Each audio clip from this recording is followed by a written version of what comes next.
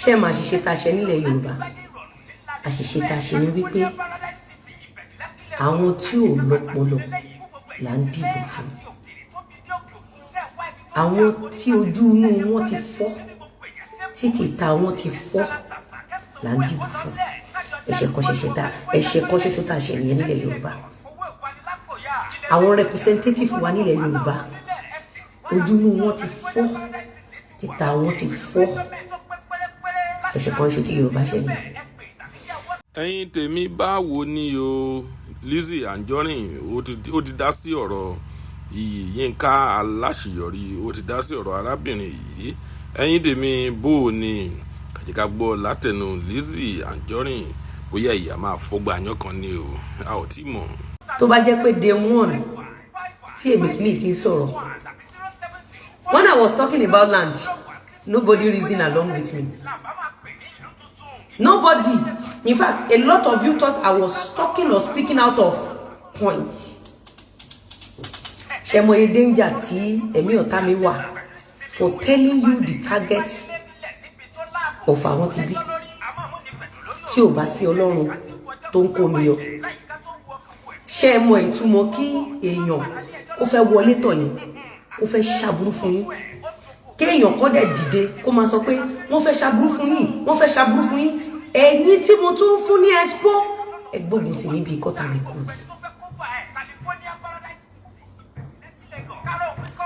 ẹgbógun tí mi ṣe rí látànà tí mo ti rí fídíò yìí, mo jókòó round table, mo fẹ́ tẹ́rọ ara mi pa. I can't continue to endanger my life and I can't continue to subject myself and my family, most especially my life, into danger just because I love my Yoruba people. Before last election, tó bá kàlẹ́ ní méjì àti tó 10 years tí mo ti ń sọ̀rọ̀ lẹ̀ fún yín. Kí ni àwọn nǹkan tí ó jẹ́ ìpèníjà? Ṣé ní junction tàdé aṣọ ògbọ́mọ yẹn mọ́, ọmọ yẹn ti ní òwò ọjà. There is nothing anybody can do about it. There is nothing. Kò sí nǹkan tí mi ò gbé wá fi ṣàkàwé fún yín rí. Mo gbé ọjà Ìkódùmátà mo fi ṣàkàwé fún yín. Most Yorùbá tó ní ọjà l'Ékòdùmátà, insecurity náà fi ti ọ̀pọ̀lọpọ̀ tó fi ta ilé wọn, tó ta ilé wọn, tó sá lọ sí abroad. Mo wá béèrè wípé ta ló ra ilẹ̀ yẹn lọ́wọ́ yín? Ìgbò ló ní Mushin, Ìgbò ló l'Óṣòdì, Ìgbò ló ní Yaba, Ìgbò ló ní Ìdúmàtà, Ìgbò ló ní gbogbo èmi làwọn fẹ́ spa lọ sí gbogbo ibẹ̀ yẹn. Ìgbò ló ní gbogbo ẹ̀. Ọwọ́ ta ní Ìgbò ti rà? Ọwọ́ Yorùbá. Yorùbá o, Yorùbá tó sá tó kó ẹrù ẹ̀ sílẹ̀. Ṣé rí fídíò yìí telling Yoruba people to buy land. You know, láàrin mi àti bígbà téèyàn ẹ̀ ń danger ẹ̀mí ẹ̀ ni. Bígbà téèyàn ẹ̀ ń danger ẹ̀mí ẹ̀. Mo rí kinní yẹn báyà fún mi. Mo dẹ̀ polongo, mo polówó, mo sọ. 4 days ago I was saying something. Mo ní kàn sí wọ́n ṣe lè lórí ilẹ̀ yìí tó. Mo ní má ta ilé ẹ̀ o, má ta ilẹ̀ ẹ̀. 4 days ago ni mo sọ láàárọ̀, mo sọ lálẹ́. 3 days ago mo sọ láàárọ̀, mo sọ lálẹ́. Imagine àwọn tó gbé ti bí dání, nǹkan tó ń fẹ́ gangan kí ìwọ kan máa risk life ẹ kó wá máa sọ fún àwọn èèyàn ẹ pé n tó ń fẹ́ gbà lọ́wọ́ wa rẹ̀, n tó ń fẹ́ gbà lọ́wọ́ wa rẹ̀, tó dẹ̀ pé n tó ń fẹ́ gbà nìyẹn. Ṣé rí pé èèyàn ẹ̀ ń danger life ẹ ni? Ìwọ tó bá wọn ẹ kó ra lẹ̀ kó pè mí. Ọ̀dọ̀ mi nìkan ló ti lè rí lẹ̀ tó jẹ́ ní ọ̀rà. But advertising of land is going to take another dimension.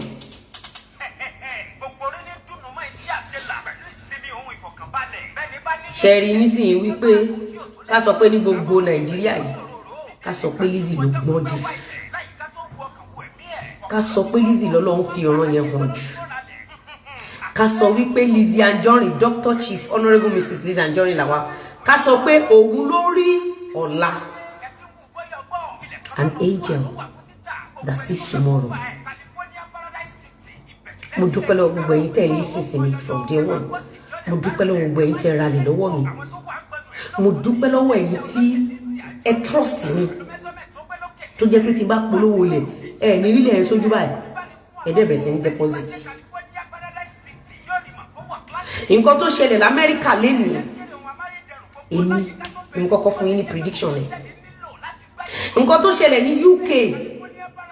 Mo ní tí Àṣàlí bá kú. Mo náà máa change law UK. Mo ní law UK ò ní favour yín mọ́. Mo ní ìyá Àṣàlí tó wà láyé ló sì ń fún ọ̀pọ̀lọpọ̀ láyé jẹ. Ṣé Yíbò lọ̀tá wa? Yíbò kì í ṣọ̀tá wa. Ṣáúsá lọ̀tá wa. Haúsá ò kì í ṣọ̀tá wa. Even the Fulanis are not our enemies. The Yorubas are the enemies of the Yorubas. Àwa ni ọ̀tá ara wa. Nígbà tí mo ń pè ní ṣàkíyèsí pé ẹ jẹ́ ká ralẹ̀, ẹ jẹ́ ká ralẹ̀, ẹ jẹ́ ká ralẹ̀. Sórí tó bá fẹ́ ralẹ̀ kì í ṣe pé olówó lọ́wọ́ ló fi ń ralẹ̀. Owó rírà kọ́ nìyàn fi ń ralẹ̀. Àníyàn nìyàn fi ń ralẹ̀. Owó kọ́ nìyàn fi ń kọ́lé, àníyàn ni. Ìlú òyìnbó tó wà, ẹlòmíì tó ń fún lówó ní Nàìjíríà, inú ilé ẹ̀ ló ti ń fún lówó. Tí wọ́n bá dé hòtẹ́ẹ̀lì ló máa dé sí.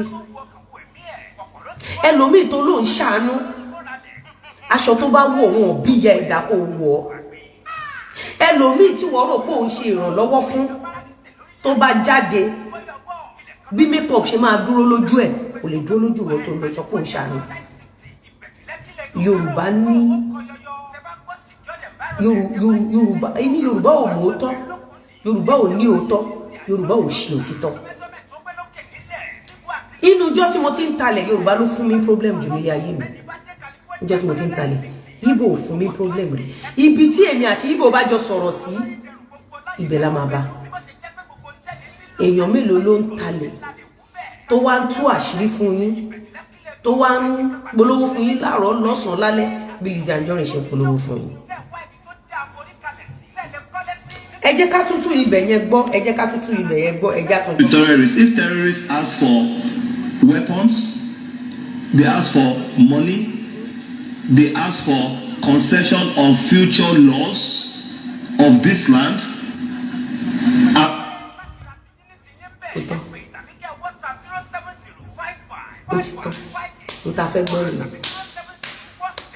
Just imagine my show 4 days ago. Imagine show me 5 days ago. Imagine show me 3 days ago. Láàrin èmi àti yín, show endanger life ọ̀tá mi àbí kò endanger life ọ̀tá mi. Pẹ̀lú nǹkan tẹ́ gbọ́ yìí. Ẹ̀rí pé tí bá ń sọ̀rọ̀ mama code.